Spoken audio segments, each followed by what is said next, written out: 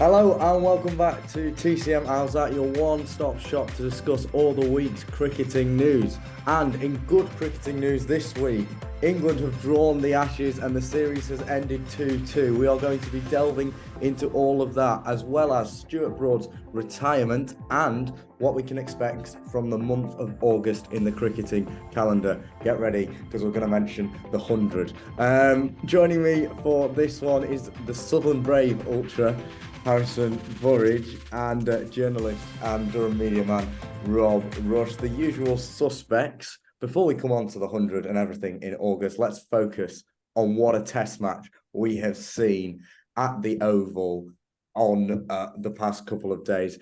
Harrison, I mean, it was a fitting climax, wasn't it? Just jaw-dropping. There's no other way to describe it. I mean, Broad, we've talked about so much about how he writes his own headlines, and he set this up perfectly for himself from Saturday night when he announced his retirement. He would have loved to take the final wickets, and there he was, bowling right at the end, crowd right behind him, and with some help from the bails and some other bits of sorcery, he got it done, and it was just so special in the way the series deserved to end, and for that to be a farewell for one of the greatest players the game has ever seen as well is perfect. And indeed, I'm sure we're going to talk a lot more about Stuart Broad as this video goes on. But Rob, let's focus more on the England-Australia side of the Ashes. And England will be delighted with a 2-2 scoreline. And to be fair, there were some good performances with both bat and ball, especially in the second innings with the bat for England. Crawley 73, Root 91, Bairstow 78. Finally, it felt like that batting order towards the end of the series was just firing. Exactly, you got to throw in Bairstow being denied a century at Old Trafford because they couldn't run two with Jimmy, the ball before Jimmy was given out LBW. Yeah, look, that batting lineup, you could probably at certain points you could say has maybe not faltered, but we also had it in that third innings of the Oval Test of, when Australia got off to that 140 for nothing start. There was points where you'd look back at how England finished that innings and go, do they actually have enough runs on the board here? It would have been a record chase. And I think Australia was set 399 to win the final test in 2019 and fell well short. But yeah, it was definitely a lot scarier watching it yesterday going, shit, they actually might do it when Warner and Khawaja were still together. But then, yeah, Chris Woakes, I'm struggling to remember a guy playing 3 less than 4 Ashes test matches and getting a player of the series. Just absolutely phenomenal. Came up clutch at huge times. Mark Wood as well. And yeah, look, England of course will be happy with the 2-2 draw, but I think ultimately, Ben Stokes and Brendan McCullum will be now reviewing this and going, well, maybe not Ben Stokes, he's on holiday, but Brendan McCullum will be looking at it going, 3-2 was more than on the cards there. Unfortunately, Kagi, you're going to cop a fair bit of flack for the Manchester weather, but it's just one of those things. You can point to maybe should have Stokes have declared earlier. Should they have been? I doubt it would have made a big change, but probably given England maybe an extra 45 minutes to another bowling at the Aussies in that Test match. The whole debate of reserve days, everything that happened in the aftermath of that. I think the only thing you can really say is 2-2 is probably a fair way to. It's a fair result for that. It's a fair result for that Ashes to end. Would it have been lovely to win 3-2? Yes, of course. We wouldn't shut up about it from now until the end of time. But I think you can't really grumble with 2-2. And 2 people who have been monumental, I think it's fair to say, in the certainly since Headingley have been Chris Woakes and Mark Wood. Harrison, and they continued that theme into this game. I mean, as a bowling duo, surely now they've got to make that starting 11 for every home test at least. Well, yeah, as much as you can. Obviously, with Wood, you've got the fitness issue, but if you take fitness out of it, they're definitely in, especially with Broad now going strongest 11 and Anson maybe not always at his best or needing time between tests as such, but the way Woakes particularly came in and kind of sustained it across the 3 tests, I know Wood picked up, I think, a heel injury, and full credit to him for battling through that. And Stokes said he was in a lot of pain for the last couple of days and still doing what he did. But for Woakes to come in and bowl with such rhythm and just the consistent line and length and the skill to move it both ways. I mean, you got out Steve Smith on the 5th day when he was set on 50 playing a defensive shot. Not many bowlers can say they've done that, especially when you got a run chase for Australia to win their first Ashes series in England since 2001 on the line. It's a fantastic moment. It was glad to see him get all those awards at the end. I think he picked up 3 awards in the post-match ceremony because he fully deserved it. He was the one who helped turn it all around for England, because if you go back to Headingley, we were out of it, really. Australia knew what the situation was, but England had come back perfectly, and inspired by those two. And maybe the Ollie Pope injury was a blessing in disguise in some ways, because it allowed England to build the perfect bowling attack they wanted, and it's worked wonders for them in those last 3 tests. I mean, it feels so long ago that we've sat here talking about that Ollie Pope injury. It's been such a long, mad Ashes summer, and we're not even done with the summer yet. We're only halfway through. Another player who's impressed throughout this series, but particularly coming to his own again since Headingley, since that momentum shifted, is Harry Brook. Rob, going forward for England, Harry Brook just looks like a talent who's going to go from strength to strength, doesn't he? I mean, he just fits in and slots quite nicely into that order, and he's just been consistent. I mean, he got 85, I think it was, in the first innings, and then, well, 7 in the second, but 85 in the first innings mainly. What do you make of him as a player? I mean, first of all, can we thank Moeen Ali for putting himself at number 3 since the second Headingley innings, because that has allowed Harry Brook to go back to being Harry Brook.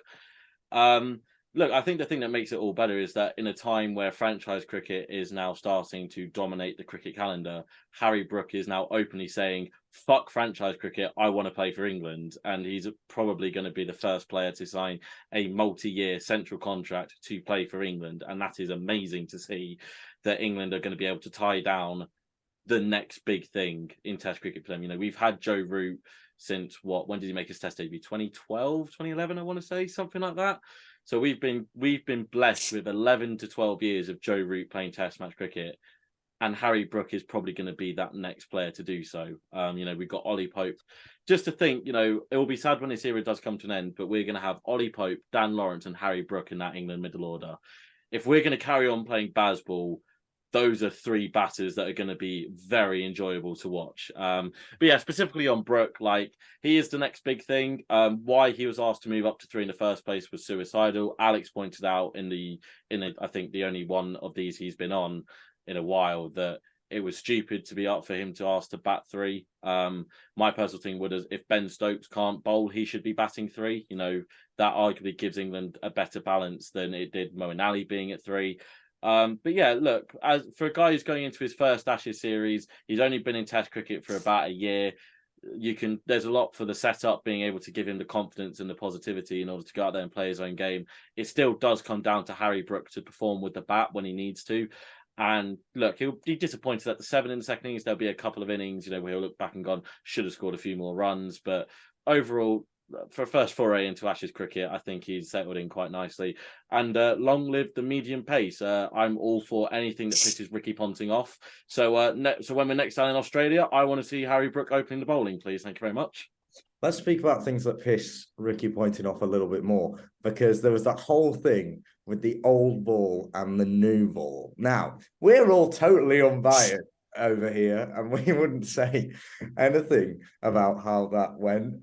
Harrison, that decision, I mean, if you're a neutral fan or an Australian fan, you've got to be feeling quite hard done when you get a old ball like that.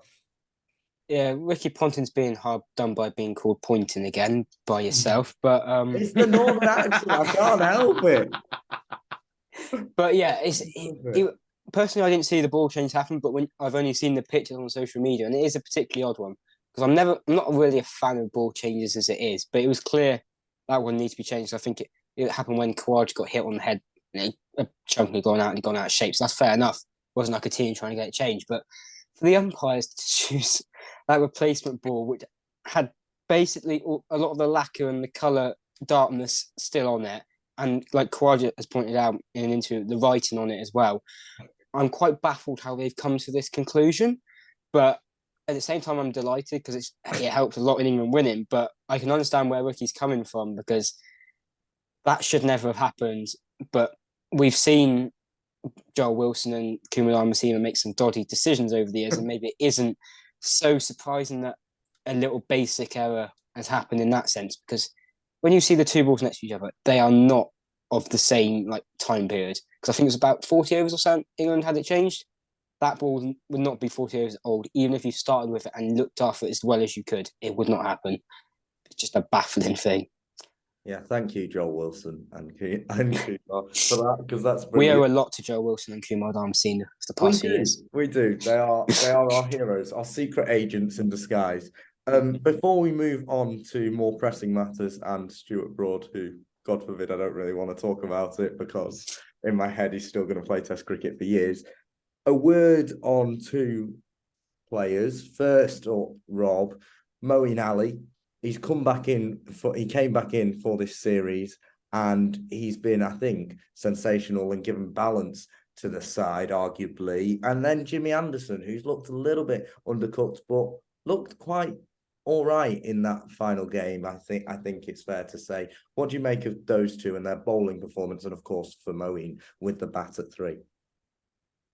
As I mentioned earlier, I think Moeen asking to go bat 3 since Headingley the second innings has allowed England to play. I mean, I know it didn't work at Headingley; he only got 5 before Mitchell Starc cleaned him up. But look, he scored that very well played 50 alongside Zach when he was going bananas, and then again looked reasonably comfortable at the Oval, especially with batting with a groin injury.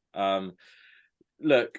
He had his critics. I was one of them for bringing him back in because it kind of showed that there wasn't really a lot of options behind Jack Leach. But for a guy that hasn't played Test cricket in a couple of years, I'm not sure what people really had as realistic expectations for him. He wasn't going to take 25 wickets going at less than 4 and over. That's just unrealistic. Look, he's a team player. So I thank him very highly for what he's done, as should any England fan, no matter what your views are on him as a Red Bull player. You should be thankful for the fact that he's put himself back in the firing line for 4 Test matches to help his country try and win the Ashes. Wish him all the best in Test re-retirement.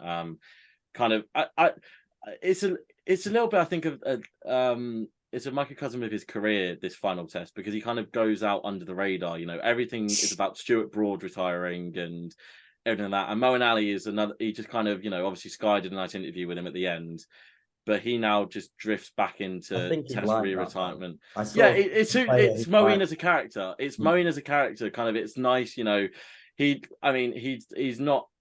obviously, we're gonna have so many Test memories. The hat trick he took to end the Test against South Africa, that's one of my favorite memories of him.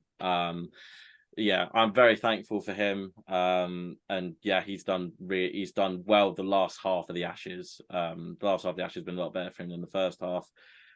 Jimmy, I think we finally start to saw him as a 40/41-year-old still trying to keep up with the rigors of trying to play Test cricket. I get what you mean, Simon. If you look at the economy figures, he actually wasn't that bad. But if we go back to the first Test, he didn't take the new ball. And I know that's obviously Ollie Robinson and Stuart Broad are very good with the new ball as well. And maybe you could say Ollie Robinson had a better lead up to the series than Jimmy. But Jimmy did play more than his fair share of games for Lancashire before the Ashes. Obviously, he did have that injury that saw him miss the Ireland Test, as did Robinson. But I think for the first time, we've now started to see England try to plan for... Now they're having to move on without Stuart Broad. I think we're now also starting to see England plan and prepare for when Jimmy Anderson is not going to be around, which is very sad to say, especially after what we're now going through with Stuart Broad. But look, how many wickets did he take the entire series? 5, 6? We've seen him take that amount of wickets in a spell. And yeah. I know like professional sport is harsh and he should be given the same ovation as Stuart Broad. He should be able to go out when he wants on his own terms. And if he's still one of the best bowlers England have. But when you look at now that we've never had an issue with producing quick bowlers to play for England, you now look Ollie Robinson, Josh Tongue, Matthew Potts, Matthew Fisher is now working his way back from injury. Ollie Stone will always be in these conversations. If we can keep these guys fit, there is now going to be a point probably in the next 12 to 18 months where there's going to have to be a serious conversation of, is Jimmy in our strongest bowling lineup? And that is a very concerning question to have. And I want to put it off for as long as possible. But look, you can't beat around the bush. This was a very disappointing series for him. As I said, we're used to him taking 5 or 6 wickets in a single spell or an innings, and to do that across 4 test matches, it's very concerning. And the fact that, at key points as well, end of the test yesterday, because we're recording this the day after, he was nowhere to be seen with the ball when we needed wickets. Who did Stokes turn to? He turned to Wokes, Ali and Broad. And he went to Wood for a little bit as well. We couldn't really go to Wood a lot because of his heel injury. But that again says a lot that he goes to Mark Wood with a slight injury over a fully fit Jimmy Anderson. So, look, yeah, the economy figures are really good. Jimmy has been known for that. But for me personally, this is the first kind of series that we've seen him as a human, I don't think any of us three at 40/41 could play Test cricket. Our bodies would just not be up for yourself. To it. I will do, mate. I know I couldn't. But like I said, this is I think the first time that we've really seen Jimmy as a 40/41-year-old now trying to keep up with the demands of playing Test cricket, and ultimately, it was disappointing. Yeah, I mean, I hate to have that conversation. And one conversation which I am dreading talking about is obviously the biggest story of this test match, which I think came as quite a shock. It certainly did to me. I was away in Liverpool, not really paying attention to the cricket, and then got a nice notification saying Stuart Broad's retiring. And since then, I just really have struggled to process it, because he's been around in test cricket for all of my life. And he's had a fantastic career. He's, 604 wickets, his final total, his best, the 8 for 15 springs to mind. Harrison, England are going to miss him, and they're going to miss him a lot. How do you sum up someone like Stuart Broad? You say a lot in life that people are unique, everyone's different, but in so many ways, Broad just is one of a kind, especially in the cricketing sense. He's predominantly a bowler. He takes a lot of wickets, produces some devastating spells when those legs get pumping. Batting used to be a handy bat in the lower order, but now just provides a bit of fun at the end and useful runs, no less than this test. But there's also everything else that comes with him. It's what annoys the opposition a lot, but is his theatrics. You've got his celeb appeals, his comments in the media, his revving of the crowd up. Even his new thing, swapping the bails. Well, his thing that lasted 1 test. But it worked twice. He's just so fun to watch. I think there's no other way of really putting it. If England need a wicket, or they're in a bit of trouble, or the crowd's gone quiet, he will be there trying to find a way back. And then last night, perfect way for him to go off and finish it. The crowd was up for him. Everyone wanted it. His whole family's there. It was just so perfect. And the raw when he got Murphy was spine tingling, because then people realised it has actually happened, and he was going off into the sunset, quite literally, with a perfect ending. A wicket and a 6.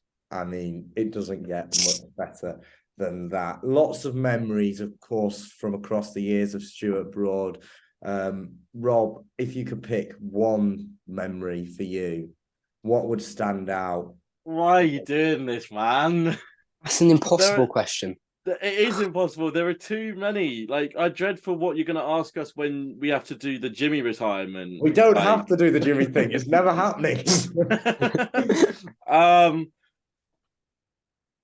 Look, if you're going to push me to one, I'm going to go for one that probably would be lower down on most people's. I think, as Harrison kind of said, there was a character away from the cricket. The fans tend to see cricketers as robots in a sense, and Stuart Broad was anything but a robot. Shout out to that "Stop Moving the Robot" clip in Australia last away Ashes. For me, it would be the 2 sixes he hit coming out straight after lunch. Harrison, do we know if it was against Sri Lanka or India? I don't want to get this wrong. Is this when he got his broken nose? Yes. I think it was India. I haven't fact checked this. But I think I'll say it's against India. Then across the 2 pods that I've said this, I've got it factually correct once. But yeah, I think it was at Headingley. coming out after lunch straight away, 6-6, and then edging one into his helmet and breaking his nose. I mean, it's not exactly like the nicest moment, but honestly, I think it kind of sums Stuart up as a player. Like, he's there to entertain, and I think the entire Bazball setup has allowed him to do what he does best, and that's probably why we saw him peak as go out at the top of his game. So yeah, for me, it's probably not a lot of. There are a lot. You could probably come up with 15 to 20 memories of Stuart Broad that I would all say, yep, that's fair. But for me, I think mainly because that's my first memory of him, and the first memories tend to stick out a lot more than any others. For me, it's that one. You touched on it there, but the rejuvenation of Stuart Broad under this Bazball regime. I mean, I'm not sure he ever dropped off, to be fair, but there was that period back during COVID where he's drops from the side. He came out, did Sky interview. That's a memorable moment to me, how angry he was. And live from the Big Brother house. Yeah, came back in. It was almost like surreal at that time. But sticking with the Bazball sort of element of it, he's felt rejuvenated under this regime, and as a Nighthawk, as he was termed, he's been just fantastic. What have you made of him over this Ashes summer in particular, Harrison? Unbelievable. I mean, he is Ashes. Ashes cricket is him. They just go together perfectly. He's got, I think, is it the most Ashes wickets in history now? And he finished with 22 wickets, just one behind Mitchell Stark with 23. I mean, to be doing that. I think it's the most by an Englishman, I think. Okay. Is it? It might be most overall. I thought he overtook McGrath, but we'll get killed for that one later, maybe. It depends. But yeah, to do that at the age he is, and then it be his final series, it's perfect because he has built he's built his career on the Ashes. You think him coming out and breaking kind of out in 2009, that spell at the Oval in that final test, the spell at Chester Street in 2013, I believe it was, to win the Ashes. That's another one spell that gets often forgotten about, but another memorable moment on his part. Then there's Trent Bridge in 2015, I think arguably the best of the lot. No one could have foreseen that happening after the Anderson injury, and just for England to win in that manner was special. And then just for everything he's done since. You talked about his rejuvenation under Bazball. It's been fantastic. He's just there. I think his figures since he had the headband are something ridiculous as well compared to his career. Maybe that's the secret he's been missing the whole time, but he's done darn well without the headband as it is. He's a fantastic cricketer, and this series typified it. Especially when Anderson fell off, he took on that mantle of leading the attack. And also, we mentioned he's played 5 tests. He's played all 5 tests plus the Ireland at the age he has. That's a true testament to the sportsman he is and how elite and how much he takes care and pride in everything he does, and full credit to everything he's achieved. Just Warner McGrath, the only 2 that he didn't overtake for leading Ashes wickets. So leading most amounts of Ashes wickets by an Englishman. Only finished 4 off McGrath in the end. So we'll get him next time. He's going to come out of retirement, don't worry. I was just going to say, imagine how many wickets he could have taken if he'd got the headband sooner and started doing his little bail tricks sooner. But yes, happy retirement, Stuart. I'm sure you'll have a great time cashing in on all those punditry gigs, but well earned.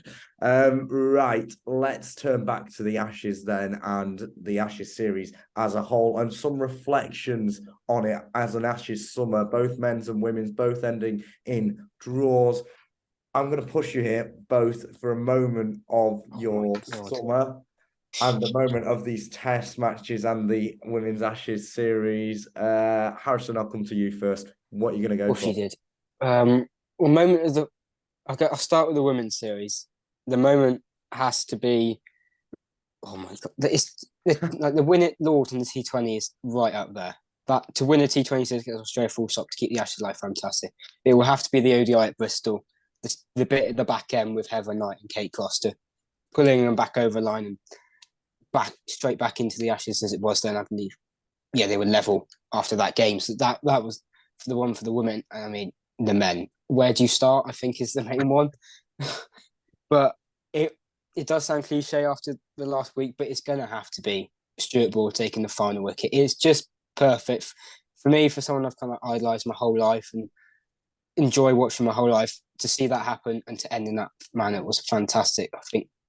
So that 2 bowlers in many ways, Kate Cross and Stuart Broad, at the forefront of attention. I'll go for mine next. And I think my moment of the summer, probably of the Ashes summer for the men's first. I think I'd love to go for the Stuart Broad thing. That's right up there. But I think it's got to be the feeling I felt, the hope I felt when Zach Crawley hit that first ball 4-4 in the first Ashes test at Edgbaston. I mean, that felt like summer was alive. It felt like cricket was alive. And for the women, it's got to be just their overall comeback. I mean, the fact that they were 6-0 down on the point system and then came back to tie that 8-8 in a way that was just remarkable against an Australian side that is just been indestructible in recent years. I mean, I think it's just been the most mental of Ashes series ever. And I think it's just been fantastic. And I'm waffling a bit now. So, Rob, what are your Ashes moments of the summer? For the women's, I'm going to go with the one that Harrison didn't go for, the T20 at Lords. I think it was rain affected as well, so there was more pressure to get the winning runs, and the girls did so well, managed to get over the line. And, you know, as Harrison said, to win a T20 series against Australia outright just in itself is freakish. Like, you know, no one's really done it over the last 5-6 years against them, so it's incredible. My men's one, there are so many. I'm going to pick one that's quite personal. Edgbaston Day 4, because that was my first ever day of live Ashes cricket. Went down on an absolute whim because my mate had a spare ticket, and it was fully worth the 5 a.m. get up, the not getting back till like 11:45. Like, it was fully worth it.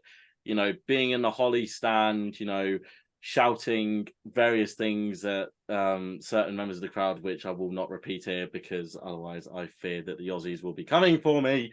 But yeah, just being involved in it for the very first time. You know, we weren't that close to the Barmy Army, but it really didn't matter. The entire Hollies was bouncing from about 12 o'clock onwards. You know, just Travis Head and Steve Smith getting sent out by Pat Cummins. Everyone knows what happened next. They're hilariously appealing for every single form of dismissal after Australia had wasted a review, or Ben Stokes reverse swept one into the ground, and you know, him middling the next one, and everyone just going up. Yeah, just the atmosphere, man. Like, I've managed to get to 4 days of the Ashes this summer, and it was absolutely unforgettable. Like, but yeah, just that there's nothing, as I said earlier with the Stuart Broad memory, your first memory sticks out a lot more than any other one. So yeah, for me, Edgbaston Day 4, just being in amongst an Ashes crowd for the first time was fucking ridiculous. 4 days of Ashes cricket, God help your bank balance. Didn't pay a penny for any of the tickets, so that helps a lot. Oh, whoa. That's sorry. God, just drop that bombshell because that's an absolute disgrace. But I'm gonna leave that. I've more than made up for it in fucking train tickets and spending at the cricket grounds, which we all know. Buying food and drink at cricket grounds, any sporting grounds, is a rip-off. It's a rip-off, but it's bloody brilliant, isn't it, when you're in the moment? What else are you going to do? Yeah, exactly. But it's been an Ashes series of lots of controversies as well. I mean, you know, the Australian media, even today, there was that whole thing about whether the England players went to have drinks with the Australians at the end of the series in their changing room. And Ben Stokes tweeting at 4 a.m. Oh, fucking respect on Ben Stokes for tweeting at 4 a.m. Yeah, God. And if anyone's seen my 4 a.m. tweets, they're a bit less than that. If only me or Harrison were editing this, then we'd go back and find them and put them in. I might do that. But Harrison, in terms of these controversies, now the dust has settled, what do you make of any of them in particular? Do you think any of them will have a lasting impact, or are they all just sort of like, no, within the series, leave them behind, you know what I mean? Or would we be saying different if we were 3-1 there, 3-1 down? All the decisions that were made from the little moments were correct. But obviously, with an Ashes series, it's what has made it as well. We talk about the contest on the field, but these little moments of drama, just little bits here and there, help spice things up in the media, create extra traction for it on social media, online, and kind of fueled the battle in many ways. Kerry's become public enemy #1 from just being the quiet wicket keeper who's fallen into a pool in Pakistan before, which is And it may well have affected him. He barely scored a run after the Lord's Test. He started the series well and then kind of fell off a cliff in some ways, much like he fell in the pool. But they all were correct. I mean, it's just perfect to have that little spice. You need that edge. In Ashes, you'll have it, but have that extra edge is perfect as well, and that's all they were. And then finally on the Ashes, which I can't believe we're saying when it's only August, but wow, because it feels like we've been talking about this for ages. Where next? Where next for this England side? Both England sides, both Ashes series, cricket in this country. Where do we go from here? Firstly, on the England team and Bazball and the Bazball project, Rob. Long may it fucking continue. I don't want to see any change whatsoever. You know, the next step is the next Test series away in India. Yes, I'm looking forward to the Twitter debates everyone's going to be having when they've already started. I've seen a few Indian fans tweeting that Bazball's not going to work in India. Yeah, Bazball wasn't meant to work in Pakistan either. We still fucking won 3-0 there, didn't we? Stokes said that in a press conference. A journalist asked him, and he just said, "You said it couldn't win in XYZ," and he's just pinged it back every time. So he said, "We'll see what happens." Yeah. Look, I mean, I am more than happy to fully be involved with Bazball. Like, this has made Test cricket enjoyable again, and kind of as you alluded to there, Keggy, the fact we're talking about the end of the Test summer and it's the 1st of August. I could get into a whole different rant on this, which I'm not going to go into. The world's greatest tournament is on. Respect Absolutely, it, we're going to come to that later. But the only thing I will say is that the fact that we are talking about the Test summer being over and it's the 1st of August as we're recording this is nothing short of an absolute disgrace. Right. And I hope the cricketing boards look at themselves. But look, going back to your question about where the men's side goes from here.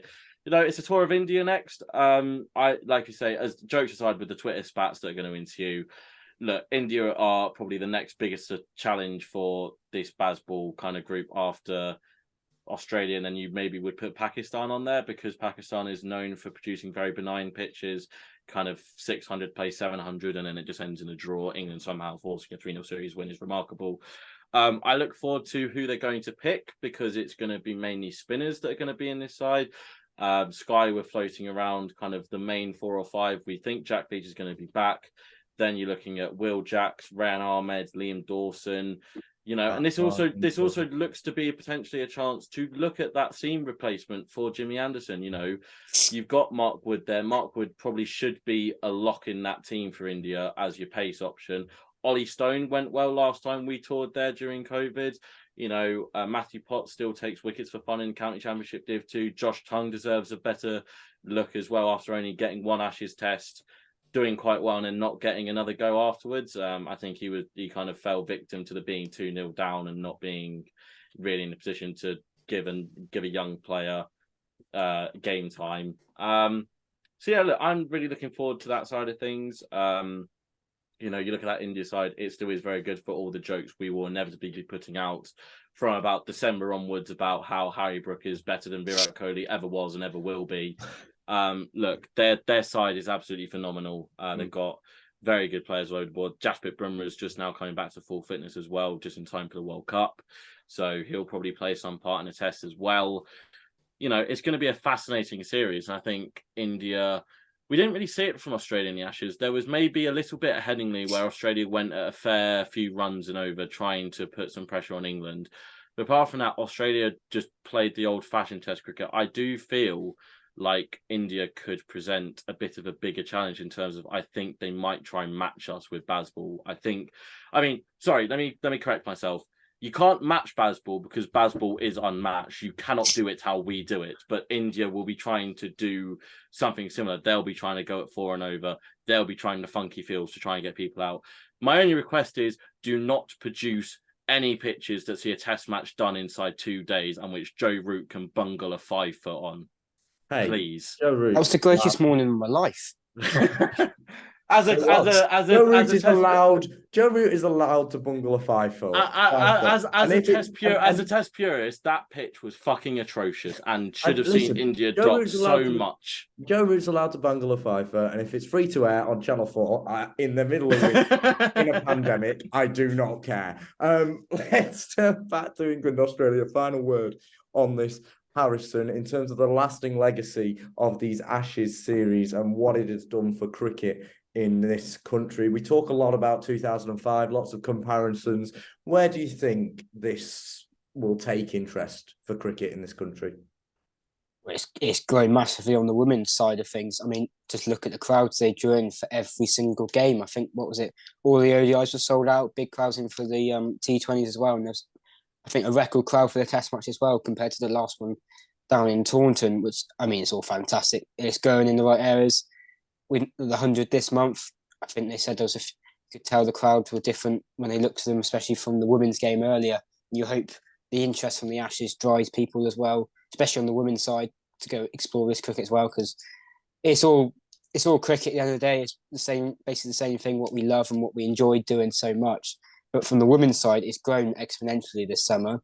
The men's side, I guess, a big debate always on the men's side is paywall, and the game's always behind the paywall. I guess the nice touch, maybe compared to the Ashes series 4 years ago, is you got an hour highlight each day on BBC, and the ECB themselves are putting out basically all the key moments highlights after every 50 minutes after it happened or something. So there were still ways to see it, but maybe not the same as you mentioned 2005, which is what a lot of people talk about, but none of us really remember too much about because of our respective ages. But there's going to be momentum that ECB will have to build upon. Next summer's the interesting one, especially on the women's side of the game.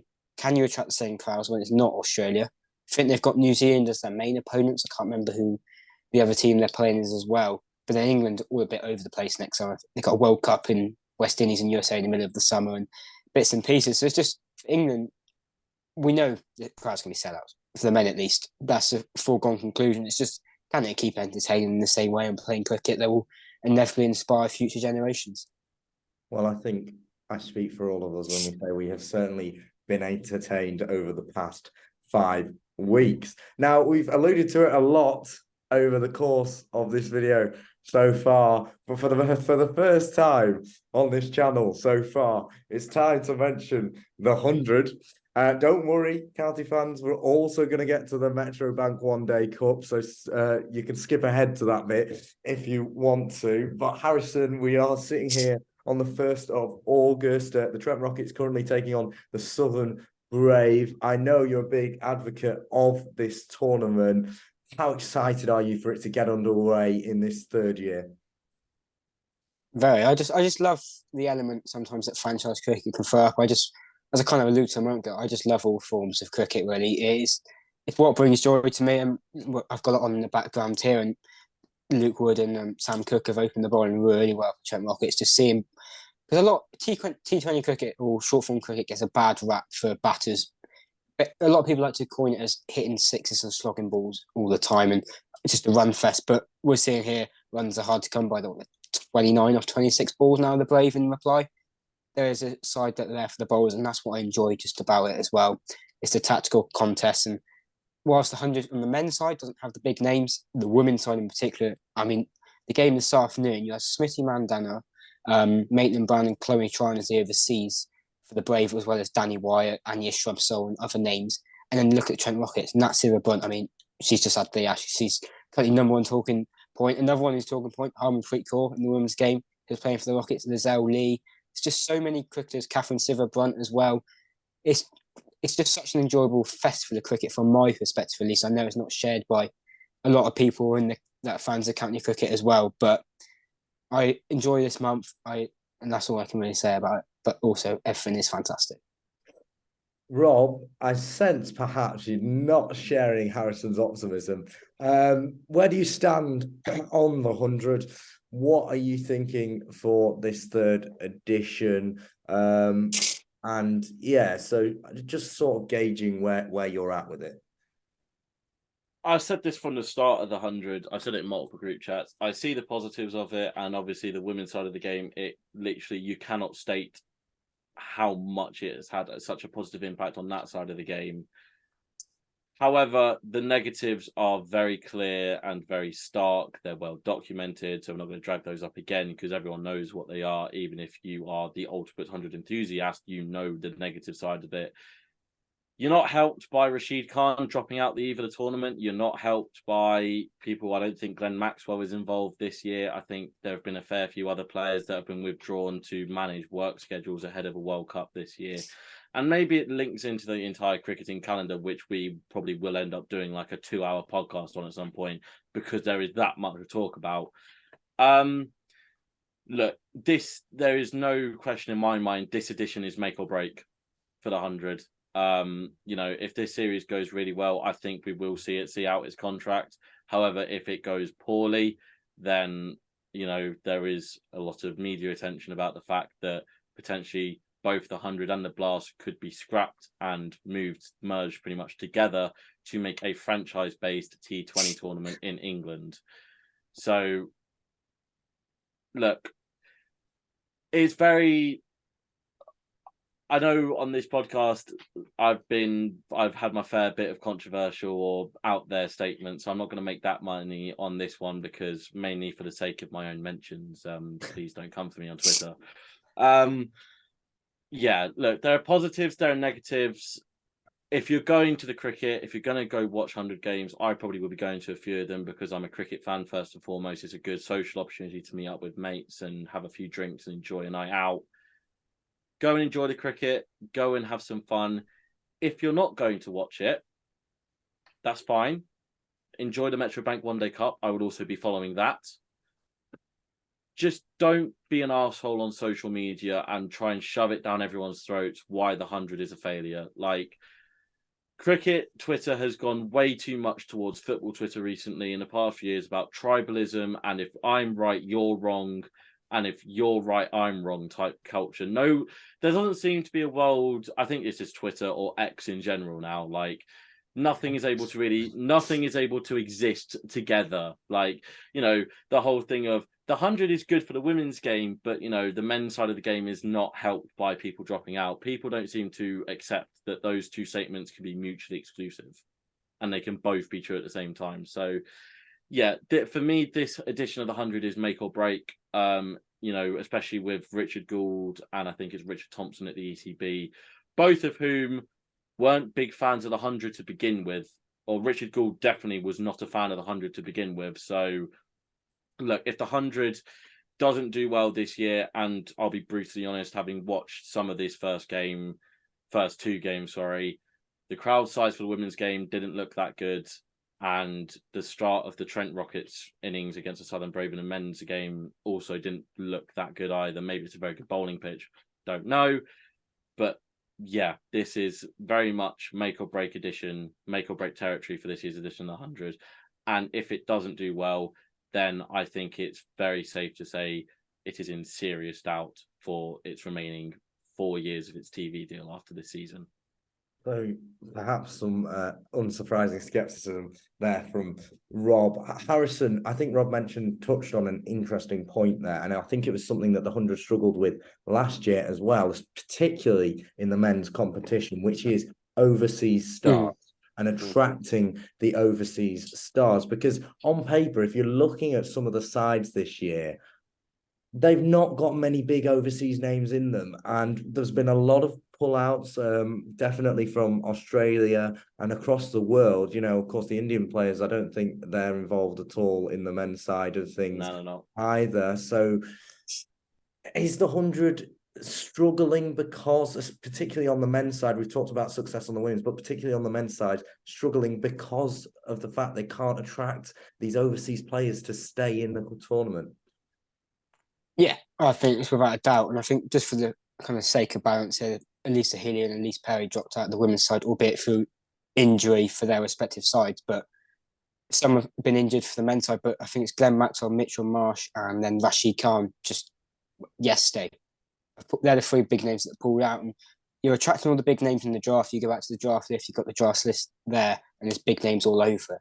But something I told you about this morning about Rashid Khan, money is such a big thing for these franchise players their lives are kind of dictated by the circuit, especially someone like Rashid Khan, whose international commitments are quite low outside the World Cup with Afghanistan, not playing too much. He will go where the big money is. And we've got this American one that sprung up on the scene. If that wasn't there, I think Rashid Khan places without doubt, because he's literally just finished there, won it as well. And I think the tournament finished 30th of July or even on the morning of the 31st. So he didn't want to fly over in such a condensed sort of amount of time. Same with Sunil and Narayan not coming back for the Blast final when he gone out to America to captain one of the sides out there. So it's like, as I was alluding to when I tweeted this morning, they need to find a way to put more money into the contracts. Players need to be paid more, or else you're just going to risk a tournament that is dwindled over its biggest name to other tournaments. And ultimately, these are going to lose players to other tournaments in other countries in their own summer, which is not a good look on any front, whichever way you spin it, franchise tournament or county cricket, because I think we got Jason Roy already kind of in the first one in many ways. And hopefully that isn't the start of a train, because the ECB get their act together and find a way to put more money, which is a concerning thing because I don't see where that money comes from. That's what I was actually going to say. Jason Roy's one, Jofra Archer and Josh Butler are rumoured to be the next ones to get that kind of IPL-based deal where they have to request, where England would have to go request permission. I think both of them would be very harsh, but Josh would be very interesting if he got it and took it, because that's the England white ball captain we're talking about. How did the ECB take a stance on that? Do they have to fully accept that the white ball captain might not be available, and do they have to then go to the whole plan of, well, we can't have Josh as our white ball captain, we're going to have someone who's going to be around all the time? And Harrison made a good point there about you're going to have to raise the money to get these players to stay, but then you also touched on it, where's that money coming from? It's not coming from the 100, because the 100 has made a loss over the first 2 years, and it's not a small loss, it's a very big loss. And especially when this is what gets me about the 100, is that the ECB gave us promises that the counties would see their fair share of money from gate revenues and the profits that the 100 would make. Shock horror, after the first 2 seasons, they reneged on that promise, and those counties have not seen those payments.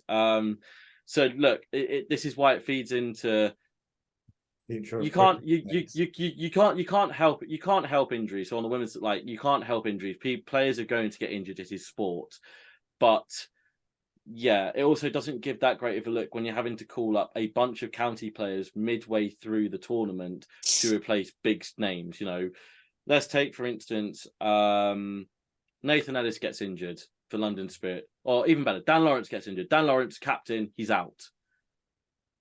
Who are you turning to from the Metro Bank One Day Cup squads to replace him? You're not getting that star name. You're not getting a guy who's played Test or international cricket for England. It's very unlikely you're going to get an international quality player because of the calendar and how condensed it is. You know, as Harrison mentioned, some of those players are in America playing the American tournament. You've got the Lankan Premier League going on at the minute as well, where, you know, you've got people like Hasaranga's over there, David Miller's over there, South African player. You know, I think that says a lot when David Miller, one of the most destructive batters in the world, has chosen to go to the Sri Lankan domestic T20 competition over the 100. And also, the final thing I'll say is that the 100, has it caught on in other countries? No. No one else is playing 100 ball cricket. So that's where I would go, where it's been a bit of a failure then, because this is meant to be something that was meant to be trendy, catch on, and eventually the ECB plans were to sell this off to private investors, make a shit ton of money for the game, and be able to invest that back into grassroots cricket if they were well intentioned. That hasn't happened. So yeah, again, it's just that they need to try and solve it, but they've now backed themselves into this corner where they've got 1 month for the tournament. It's supposedly dedicated for that tournament, and if players drop out, there's not the star replacements coming in to help keep those people engaged. So it's something they definitely need to look at. I'm going to finish on a more positive note for the 100 and say the one thing from my perspective, which I enjoy about the 100, is the fact it is incredibly easy to follow. It is a game every day. You know that there's one game every day, sometimes 2 games, but mostly one game. It's easy to follow. It's enjoyable to watch on TV. You can watch it on terrestrial telly, which is still, even in this modern digital age, fantastic for the game. And quite frankly, I like all the gimmicks. I love the fact that they're sponsored by Compare the Meerkat this year, and we've got a wombat walking around at the ground. I mean, I think that stuff is fantastic, and the commercialization is also fantastic, and I will be hoping to get down. We will also be doing weekly 100 reviews on this channel. Me and Harrison have set some penciled in a few dates so we can get those more regular for you. But one thing we're also going to be doing is One Day Cup reviews. So let's turn to that now and talk about county cricket, and I think it might be a little bit less controversial actually. First round of fixtures came out today. Group A, Group B, of course, usual way the tournament looks and works. Harrison, obviously squad's depleted by the 100, different players, young talent coming in. Who's catching your eye? Who's a team who you think should watch? And what did you make of the first day, if you've been able to keep across any of it? Admittedly, I haven't watched anything today, but as with anything, I've kept across the scores, so I've got a rough idea of what's happened. And we talk about the One Day Cup and how it's been, because it has been devalued. You can't kind of argue against that with all the star players away. But at the same time, what happens to the players who then get the opportunity? It's a perfect opportunity for them. In first team cricket, you got some debutants and some completely brand new names. I think like Joe Denley's, I think it's his cousin. Yeah. In the Kent, he was in the Kent squad. He's going to be involved in the tournament. Son, I think. So, well, fair enough. That's fantastic. I mean, that's why I like it at the same time. DMT will be on to us for that one. Well, I'll expect the replies in DM soon. But we talk about the young players, and being a Hampshire fan, I kept a particularly close eye on their game today, a win against Middlesex. Fletcher Middleton, someone who's in their debut season as a first 11 cricketer for Hampshire, started the county championship well. He's had a bit of struggles the last couple of months, I think it's fair to say, but walks out today and won the ball 100. I mean, that's why you just love the young players getting the spotlight. He wouldn't have played if all the big names are there. If James Vince and co were still at the county, he wouldn't get a spot in that batting lineup. But he's got this opportunity now for 4 weeks. I think it's 8 games of cricket at least, and whatever maybe follows in the knockout stages. But he's one name that stood out for me today at least. Nail on the head there. Just to clarify, Jaden Denley is Joe Denley's nephew. Son, that's a good one. Well, yeah. That's staying in the edit. It was closer than cousin. That's true. Well, anyway. Yeah, I don't know why I said cousin. Oh, that's awful. Far too much time speaking about the familial relation of Joe Denley's Jaden Denley. Right. In terms of young talent, I think Harrison was onto something there. We've seen lots of debuts. Lancashire, I know Tom Aspinwall, Matty Hurst, 2 19-year-olds, so 2 who played for the under-19s, coming through and making their first-class debuts. Rob, how good of an opportunity is it for these players to play with still arguably some good sides? There are some good sides about that are still got top quality county players in.